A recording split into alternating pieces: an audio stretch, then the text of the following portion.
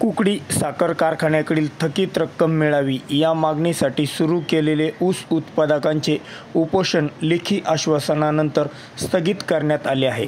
कुकडी साखर कारखान्याने 2023-24 गळीत हंगामात नेवासा तालुक्यातील ऊस उत्पादक शेतकऱ्यांना 2200 रुपयाप्रमाणे पेमेंट दिले होते, तर इतर ऊस उत्पादक शेतकऱ्यांना 2800 रुपयाप्रमाणे पेमेंट वर्ग केले होते। त्यामुळे कुकडी साखर कारखान्याकडून थकीत रक्कम मिळावी या मागणीसाठी ऊस उत्पादक संजय नागोडे, मच्छिंद्र गवळी यांनी नेवासा तहसील कार्यालयासमोर उपोषण सुरू केले होते, परंतु प्रादेशिक सहसंचालक संजय गोंदे यांच्या लेखी आश्वासनानंतर त्यांनी उपोषण स्थगित केले।